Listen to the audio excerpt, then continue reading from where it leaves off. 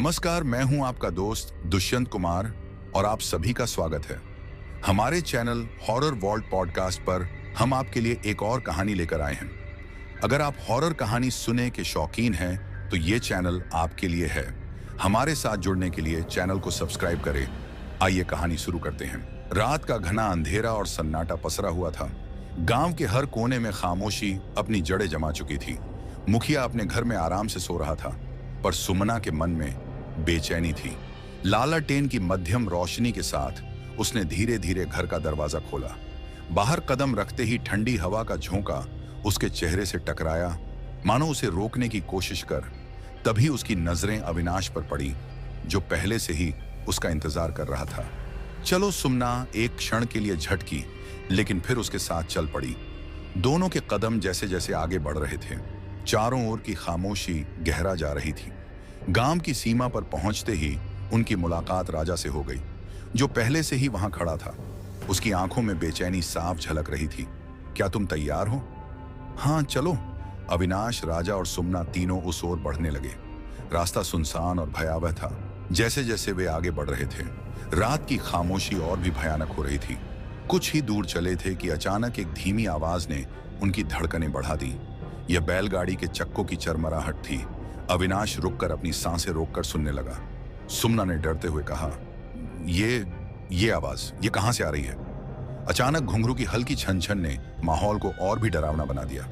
आवाज धीमी थी, लेकिन हर छन छन के साथ उनकी रीढ़ में सिहरन दौड़ रही थी।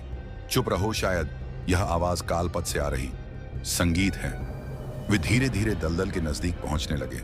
अब घुंघरू की आवाज तेज होने लगी थी, जैसे किसी अदृश्य ताकत ने उन्हें घेर लिया हो।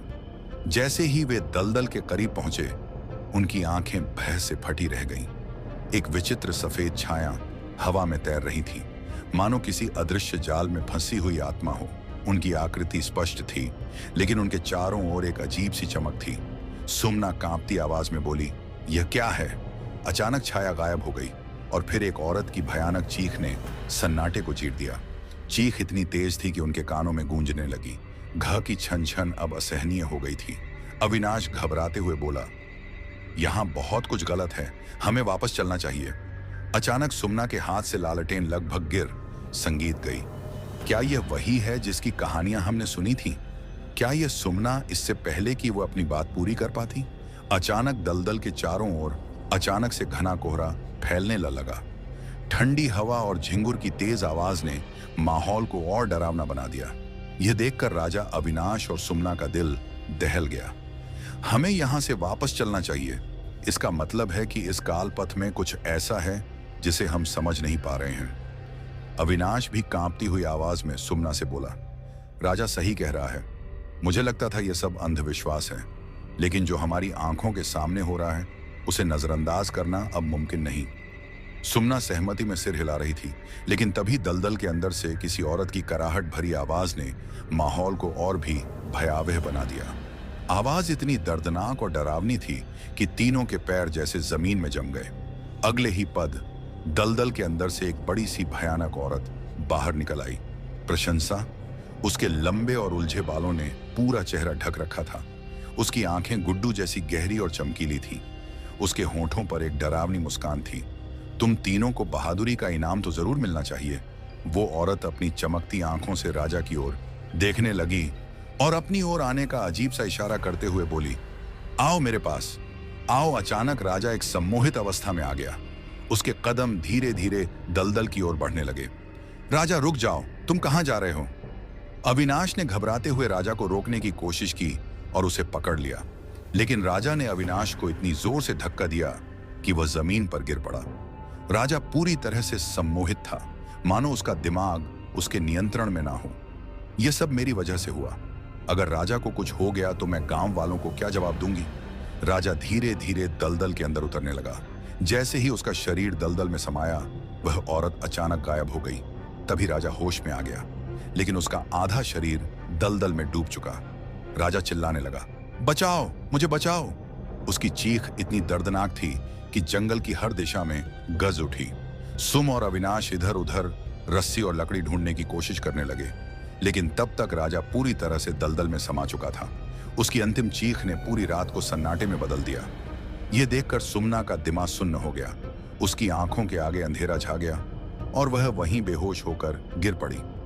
अविनाश सुमना को होश में लाने की कोशिश करते हुए बोला, सुमना उठो, हमें यहां से निकलना होगा। तभी अविनाश के कंधे पर पीछे से किसी ने हाथ रखा। यह स्पर्श इतना ठंडा था कि उसकी सांसें रुक गईं। जब उसने धीरे धीरे पीछे मुड़कर देखा तो उसकी आंखें आश्चर्य से फटी रह गईं। उसके पीछे एक बेहद सुंदर स्त्री खड़ी थी।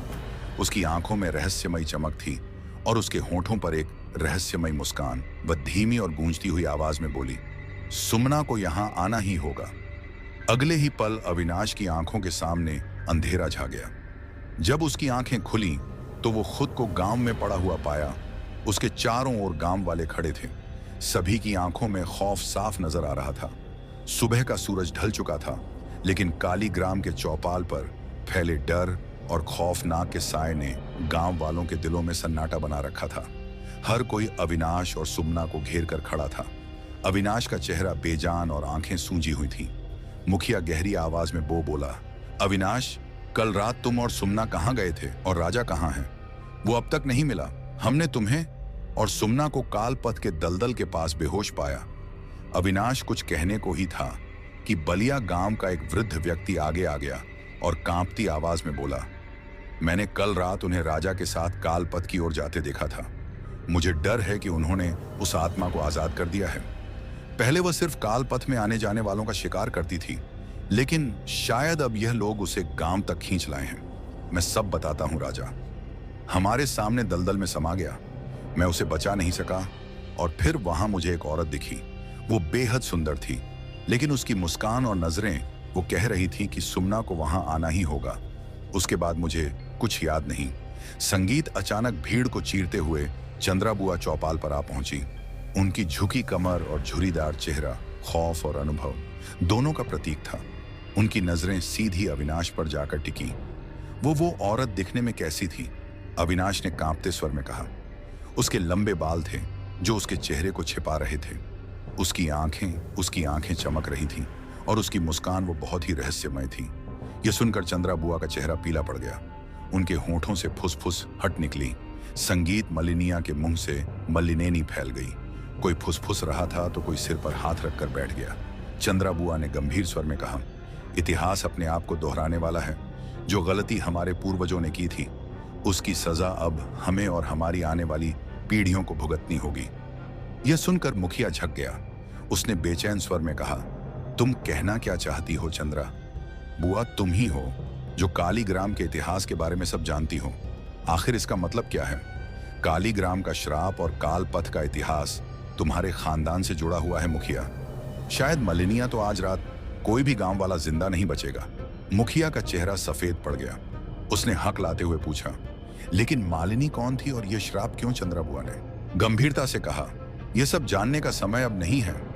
शाम ढलने से पहले हमें साधु बाबा को बुलाना होगा। वही हमारे गांव को इस विनाश से बचा सकते हैं। वह इस समय गांव से कुछ दूर जंगल में बने पुराने शिव मंदिर में रहते हैं। उन्हें लाने में देर हुई तो मलिनिया ने बलिया को साथ लिया और दोनों जल्दी ही जंगल में स्थित पुराने शिव मंदिर की ओर रवाना हो गए। रास्ता डरावना और सुनसान था, लेकिन उन्हें मलिनीथन की चिंता से छोटा लगने लगा था। मंदिर पहुंचने पर उन्होंने साधु बाबा को एक पेड़ के नीचे ध्यान मग्न पाया। बाबा की आंखें गहरी और चेहरे पर तेज था।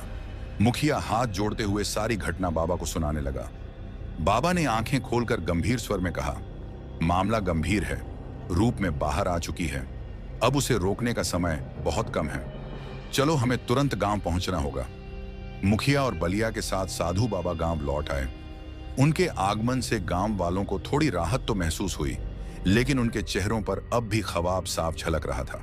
साधु बाबा गहरी आवाज में बोले, शाम होने से पहले हमें तैयारी करनी होगी। जो भी होगा रात में होगा। मलिनीथन छा गया। हर व्यक्ति साधु बाबा की ओर देख रहा था, मानो अब उनकी हर बात पर गांव की किस्मत टिकी हुई हो। अगर आपको यह कहानी पसंद आई हो तो कृपया हॉरर वॉल्ट पॉडकास्ट चैनल को सब्सक्राइब करें। हमें कमेंट्स में बताएं कि आपको इस कहानी का कौन सा हिस्सा सबसे ज्यादा डरावना और दिलचस्प लगा है। और हाँ, ऐसे और भी डरावने और रहस्यमय रोमांटिक किस्सों के लिए बेल आइकन को दबाना ना भूलें, ताकि आप कोई भी नई कहानी मिस ना कर सकें। अब तक के लिए इतना ही। अगली कहानी में हम जल्द ही फिर से मिलेंगे। धन्यवाद।